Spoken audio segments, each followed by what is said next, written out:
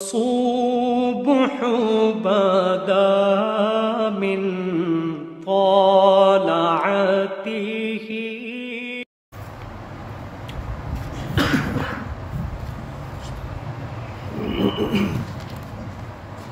بسم اللہ الرحمن الرحیم۔ چوتھے پارے میں 13 رکوع، سورہ النساء کے 2 رکوع مکمل ہوئے۔ سورہ النساء کی آیت نمبر 14 پر سورہ النساء کی آیت نمبر 14 کے بعد اگلا رکوع شروع ہوتا ہے واللاتی یأتین الفاحشۃ من نسائکم۔ اعوذ باللہ من الشیطان الرجیم، بسم اللہ الرحمن الرحیم۔ واللاتی یأتین الفاحشۃ من نسائکم فاستشہدوا علیہن 4 منکم فإن شہدوا فأمسکوہن فی البیوت حتى يتوفاهن الموت أو يجعل الله لهن سبيلا واللذان يأتيانها منكم فآذوهما فإن تابا وأصلحا فأعرضوا عنهما إن الله كان توابا رحيما۔ صدق اللہ۔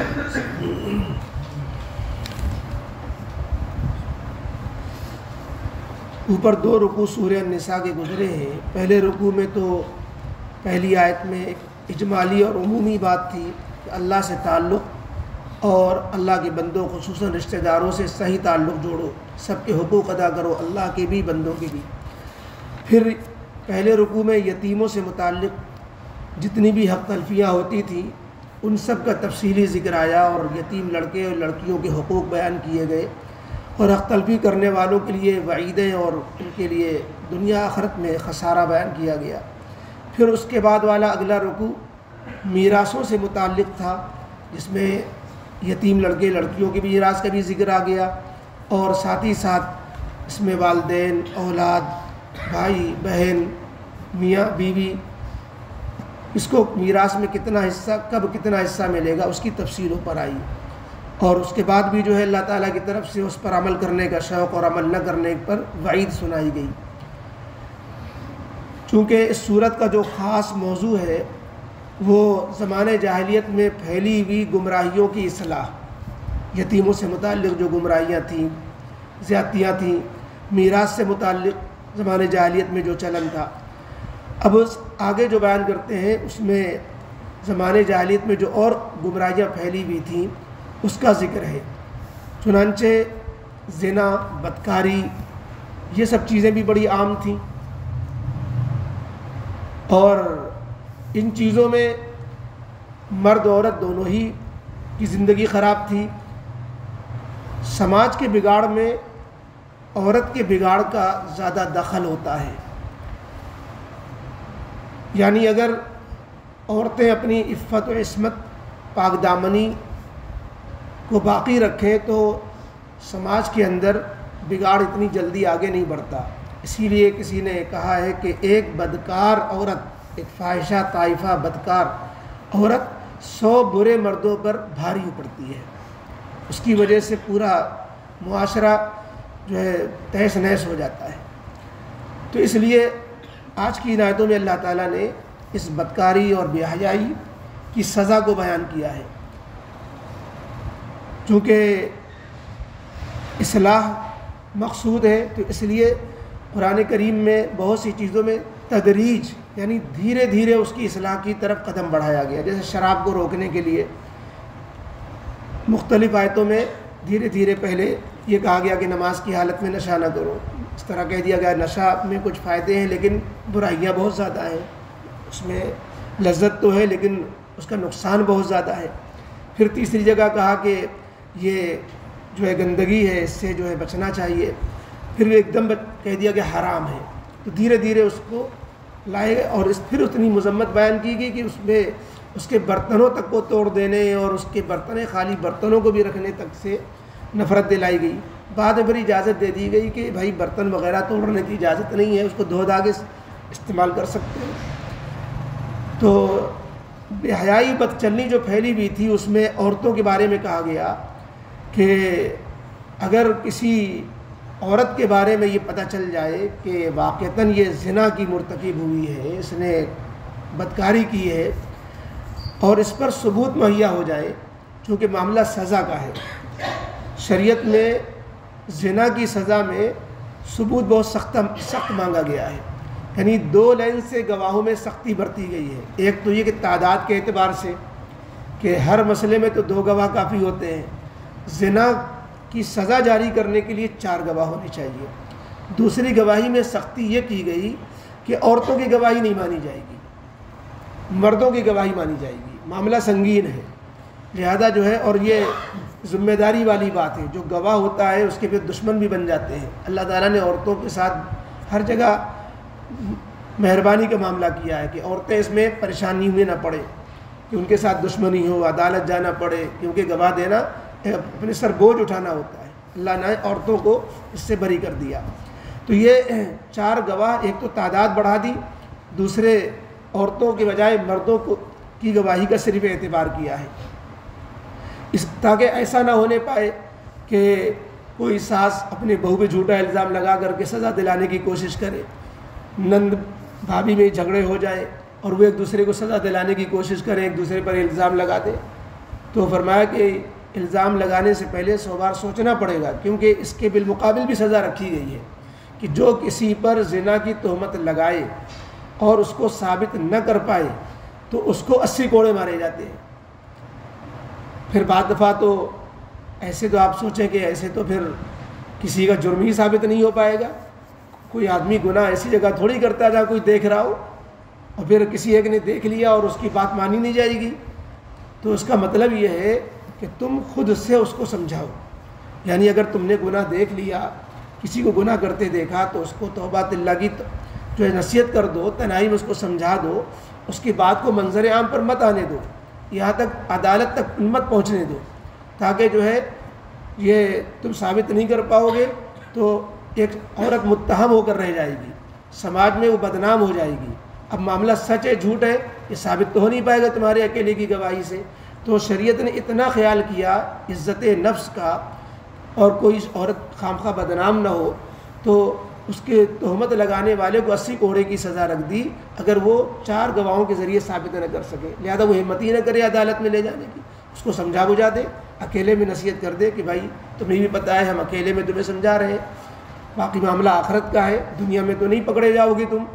چونکہ ثبوت نہیں ہے 4 گواہوں کے ساتھ، لیکن آخرت کا معاملہ تو اس سے زیادہ سخت ہے۔ اس انداز سے سمجھا دیا جائے تو مقصود تو سماج کی اصلاح ہے، اور سخت سزا بھی اسی لیے رکھی گئی کہ جب وہ سزا ہوگی تو سزا کوئی بند کمرے میں نافذ نہیں کی جائے گی، سزا منظر عام پر دی جائے گی۔ جب منظر عام پر سزا ہوگی تو جس محلے میں یا جس شہر میں یہ واقعہ ہوگا اور پھر سزا ساری جو سماج دیکھے گی، تو پھر دوسرا آدمی اس سزا کی وجہ سے ہمت نہیں کر سکے گا اس گناہ کو کرنے کی۔ آج جو بے حیائیاں عام ہو رہی ہیں کہ اس کی پر کوئی سزا ہی نہیں، بلکہ اب تو جواز پر عام ہو رہا ہے، عدالتیں کہہ رہی ہیں کہ مرضی سے ہو تو کوئی حرج نہیں، حتیٰ کہ جو ہے بدفعلی اور مرد سے خواہش پوری کرے اس کو بھی قانونی جواز فراہم کرنے کی کوششیں ہو رہی ہیں کہ جو ہے مرضی سے ہو تو کوئی حرج نہیں۔ تو غرض یہ کہ سماج کو ہر طرح کے بے حیائیوں سے پاک کرنے کے لیے اللہ تعالیٰ نے پہلے تو یہ قانون بنایا کہ 4 گواہ اگر مل جاتے ہیں، مرد ہیں اور وہ گواہی دیتے ہیں، وہ عادل فاسق نہ ہو، عادل ہو، معتبر ہو، مسلمان ہو، عاقل بالغ ہو، اور وہ گواہی دیتے ہیں، تو پھر اس کی سزا یہ ہوگی کہ جس عورت نے بدکاری کی ہے، جس عورت کی بدکاری کا ثبوت مہیا ہو گیا 4 گواہوں سے، جب تک اللہ تعالیٰ کی طرف سے کوئی قانون نازل نہیں ہو جاتا اسے اپنے گھر میں قید میں رہنے دو۔ اس کو کہتے ہیں کہ گھر میں نظر بند کر دینا، گھر میں رہے، کھائے پیے، لیکن گھر سے نکلنے کی اور جو ہے باہر لوگوں سے ملنے کی اس کو اجازت نہیں ہے، کیونکہ جو مقصد ہے وہ اس سے حاصل ہو جائے گا، زیادہ اس کا میل جول نہیں ہوگا کسی سے، گھر سے نکلنا نہیں پایا جائے گا، تو جو بے حیائی پھیلتی وہ نہیں پھیلے گی۔ تو ایک تو یہ حکم دیا گیا، لیکن ساتھ میں یہ بھی فرما دیا گیا کہ جب تک اللہ تعالیٰ کوئی قانون نازل نہ کر دے، یا یہ کہ قانون نازل ہونے سے پہلے وہ گھر میں نظر بند ہوتے ہوتے اس کی موت ہی آ جائے، تو جب تک اللہ اگر موت سے پہلے اس کی زندگی میں کوئی قانون نازل ہو جاتا ہے تو وہ سزا اس کی اس قانون سے بدل جائے گی۔ جو قانون چنانچہ جو اللہ تعالیٰ کی طرف سے آیا وہ سورہ نور میں 18ویں پارے میں آیت نازل ہوئی، الزانیۃ والزانی فجلدوا كل واحد منهما 100 جلدہ، جس میں حدیث پاک کی روح سے اس کا مطلب یہ ہے کہ شادی شدہ مرد و عورت اگر زنا کا ارتکاب کر رہے ہیں تو ان کو 100 کو، غیر شادی شدہ مرد و عورت اگر زنا کا ارتکاب کر رہے ہیں اور شرعی ثبوت مہیا ہو جائے، جو عدالت میں اس کا ثبوت جو ہے مانگا جائے گا اور عدالت کہیں فیصلہ چلے گا، پبلک جو ہے یہ سزا نہیں دے سکتی، لوگ مل کر کے اپنے اوپر یا ایک دوسرے پر سزا نافذ نہیں کر سکتے، یہ تو جو ہے عدالتی معاملہ ہے، 4 گواہ ہوں گے اور عدالت کا فیصلہ ہوگا اور پھر عدالت ہی اپنے حکام کے ذریعے سزا دلائے گی۔ تو وہ سزا کیا ہے؟ غیر شادی شدہ کے لیے ہے 100 کوڑے مرد کے بھی مارے جائیں گے، 100 کوڑے عورت کے بھی مارے جائیں گے۔ اور اگر شادی شدہ یہ حرکت کرے تو شادی شدہ حرکت کے لیے قرآن میں جو ہے وہ آیت منسوخ ہو گئی اور حدیث پاک میں اس کا حکم ذکر کیا گیا ہے۔ حدیث میں یہ کہا گیا کہ جب الثیب والثیبۃ اذا زنیا فرجموہما، کہ شادی شدہ اگر مرد یا شادی شدہ عورت یہ حرکت کرتی ہے تو شرعی کے ثبوت مہیا ہونے کے بعد عدالت کو یہ ہدایت ہے کہ وہ اپنے حکام کے ذریعے سے اس کو سنسار کرائے۔ حدیث پاک میں صرف بات نہیں فرمائی گئی، حدیث پاک میں نمونے بھی آئے ہیں۔ ایک صحابی حضرت ماعز اسلمی اور ایک خاتون، ان کا نام بھی ہے، تو یہ شادی شدہ ہونے کے باوجود ان سے یہ جرم ہوا، دونوں کو نبی کریم علیہ الصلوۃ والسلام نے سنساری کی سزا دی۔ طریقہ ہے اس کا کہ عورت کو سنسار کی سزا کیسے دی جائے گی؟ گڈھا کھودا جائے گا، اس میں اس کو کھڑا کر دیا جائے گا، اوپر پتھروں مار مار کے ہلاک کر دیا جائے گا۔ مرد اگر یہ حرکت کرتا ہے تو اس کو کھلے میدان میں لے جایا جائے گا، اور شروعات وہ لوگ کریں گے جنہوں نے گواہی دی تھی، اس سے وہ شروعات کریں گے پتھر مارنے کی، پھر اس کے بعد پتھروں مار مار کے ہلاک کر دیا جائے گا۔ اب ظاہر ہے جو شخص یہ سزا دیکھے گا، جو سماج یہ سزا دیکھے گا تو وہ سزا کے تصور سے ہی کانپ اٹھے گا، آخرت کے خوف سے نہیں، دنیا کی سزا کے ڈر سے اپنے کو بچائے گا۔ کم از کم سماج معاشرہ محفوظ رہے گا، لڑکیاں محفوظ رہیں گی، لڑکے محفوظ رہیں گے۔ تو بہرحال اس میں جو سزا ہے وہ اس سزا سے پہلے کا ذکر ہے جو سزا بعد میں نازل ہوئی تھی کہ اسے گھر میں مقید کر دو عورت کو۔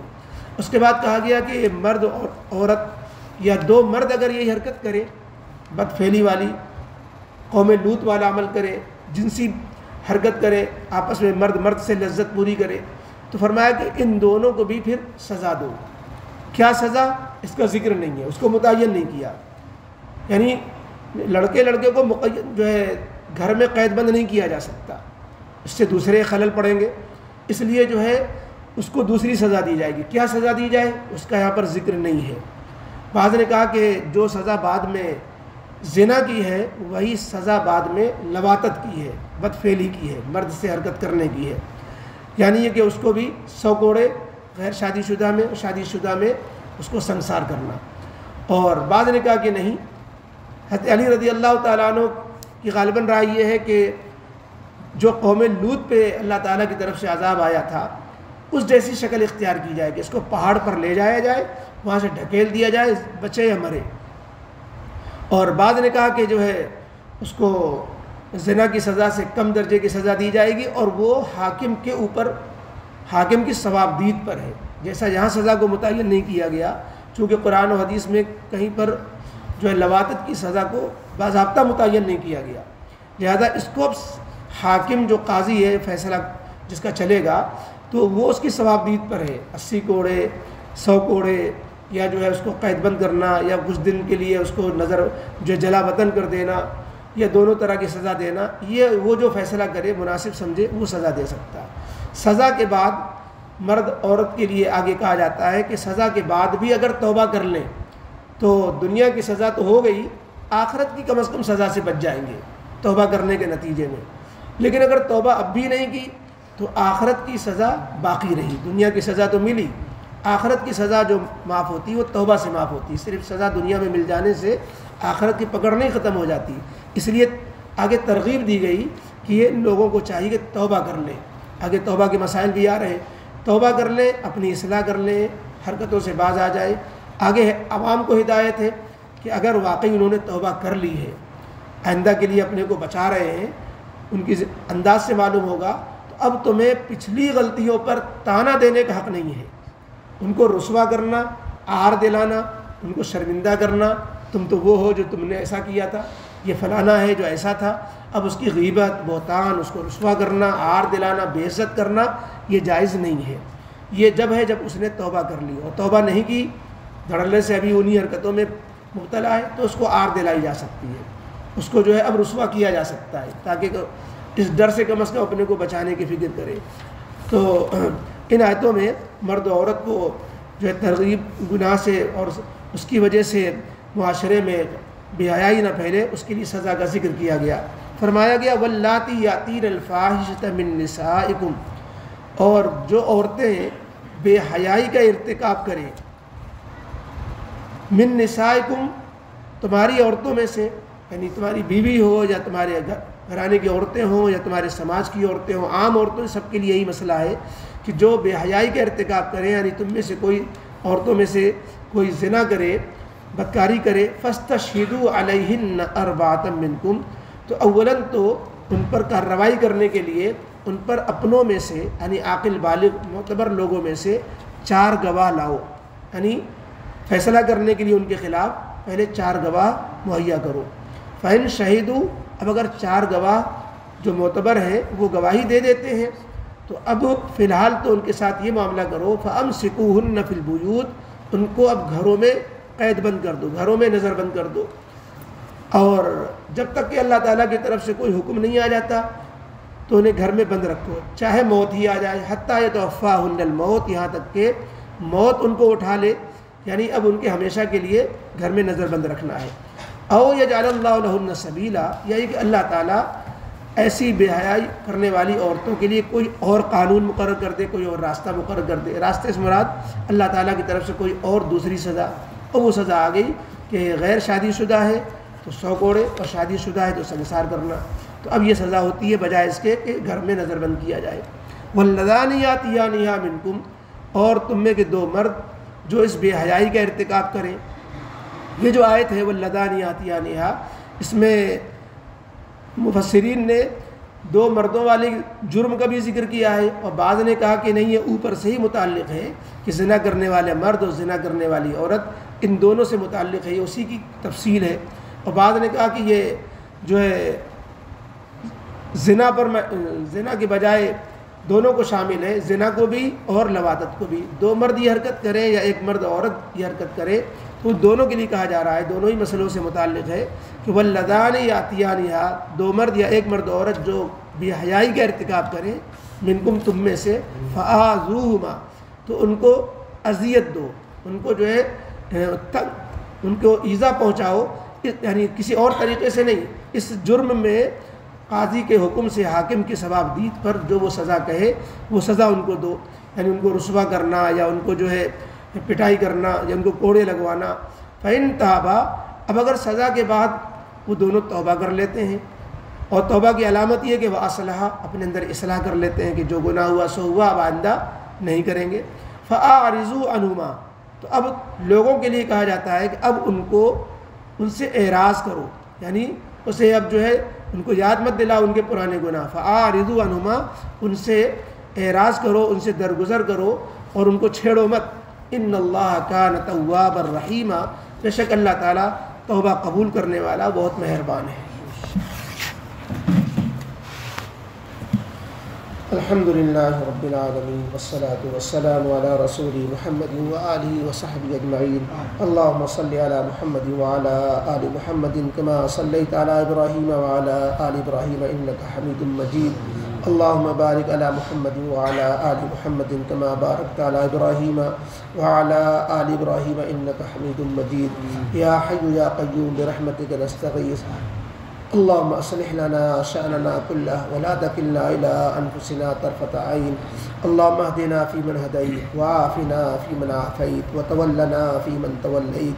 وبارك لنا فيما أعطيت وقنا شر ما قضيت فإنك تقضي ولا يقضى عليك فإنه لا يذل من واليت ولا يعز من عاديت تباركت ربنا وتعاليت. اللهم عذب الكفرة والمشركين واليهود والهنود والنصارى والمجوسيين، اللهم شتت شملهم، اللهم ازغ جمعهم، اللهم دمر ديارهم، اللهم خالف بين كلمتهم وألق في قلوبهم الرعب وأنزل عليهم رجزك وعذابك، اللهم خذهم أخذ عزيز مقتدر. وصلى الله على النبي الكريم. سبحان ربك رب العزة عما يصفون وسلام على المرسلين والحمد لله رب العالمين. کل تفسیر